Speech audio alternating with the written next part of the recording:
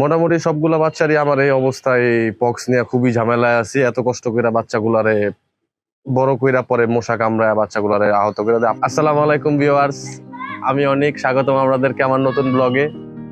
আজকে আমি আপনাদেরকে দেখাতে যাচ্ছি আমার ছাদে নতুন নতুন কিছু কবুতর আমি আনছি। সেই কবুতরগুলো চলুন আপনাদেরকে আমি দেখাই। তো এই জোড়াটা দেখতে পারতেছেন, এই জোড়াটা আমার বাসায় আজকে 3-4 দিন ধরে আছে। এই ম্যাকপাই জোড়াটা দেখেন, আপনাদের কাছে কিরকম লাগে কমেন্ট করে অবশ্যই জানাবেন। জোড়াটা কেমন হয়েছে, মনে হচ্ছে খুব শীঘ্রই ডিম দিয়ে দিবে। আরো 2 জোড়া আনছি, ওই 2 জোড়া অলরেডি ডিম দিয়ে দিছে। এগুলো আমার বাসার পুরান কবুতর রেসার। একটা রেড চিকার নরের সাথে একটা মাক্সি ডঙ্কার মাদি দেওয়া হয়েছে। এই যে এই মুসলদম জোড়াটা দেখতে পারতেছেন, এটা 18-20 দিন হয়েছে আমি আনছি। এই নিচে অন্য একটা কবুতরের ডিম চাইলা দিছিলাম আমি এমনি দেখার জন্য, দেয় নাকি। অলরেডি বাচ্চা ফুটে গেছে, 1-2 দিন হবে বাচ্চার বয়স।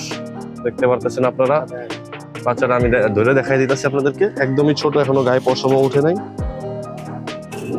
এই মারিস না, আস্তে। এই যে বাচ্চাটা আপনারা দেখতে পারতেছেন, মাত্র চোখ ফুটছে। তার মানে 3 দিনের বেশি হয়ে গেছে যেহেতু চোখ ফুটছে।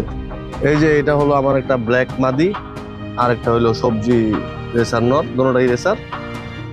দেখতে পাইতেছেন এই ইদানিং মশার উপদ্রব খুব বাড়ছে, তো বাড়ার কারণে আমার কবুতরগুলোরে মশা কামড়া একদম সারা জায়গায় পক্স বানায় দিছে। যতই বাচ্চা নিয়ে কোনোই লাভ হইতেছে না, কারণ সবগুলো বাচ্চাই পক্সের কারণে মারা যাচ্ছে। যদিও আমি ইদানিং পক্সের কিছু চিকিৎসা শুরু করছি, অল্প কিছু পটাশ লাগাই দিয়া, তারপরে রোদে দিয়া দিয়ে আরো কিছু খাবার আছে যেগুলো পানিতে মিলাই দেওয়া লাগবে।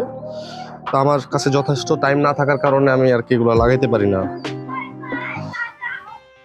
দেখুন, মোটামুটি সবগুলা বাচ্চারই আমার এই অবস্থায় পক্স নিয়ে খুবই ঝামেলায় আছি। এত কষ্ট করে বাচ্চাগুলারে বড় কইরা পরে মশা কামড়ায় বাচ্চাগুলারে আহত করে দেয়। আপনাদের দেখাইতেছি এর থেকে করুন একটা বাচ্চার অবস্থা, খুবই খারাপ অবস্থা। মশা কামড়ায় ওর কোনো জায়গায় বাকি রাখে নাই। মোটামুটি দেখেন, আপনারা দেখতে পাচ্ছেন, দেখেন ওর মুখের নিচে অবস্থা। বাচ্চাটার গায়ে জোরও নাই, দেখেন পায়ে ডানায় সব জায়গায় যথেষ্ট পরিমাণ পক্স উঠে গেছে।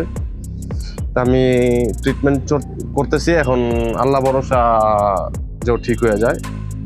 ঠিক হয়ে গেলে তো গেল, আর না গেলে আল্লাহ মালিক, যা হয়। এইবার অনেক কষ্ট করার পরে, এই মশার সাথে যুদ্ধ করার পরে, আরো কিছু ভাইরাসের সাথে যুদ্ধ করার পরও আমি 2-4টা বাচ্চা কিছু টিকাইতে পারছি। এর মধ্যে গিরিবাজের কিছু বাচ্চা আপনাদেরকে আমি দেখাচ্ছি। এই যে একটা বাচ্চা,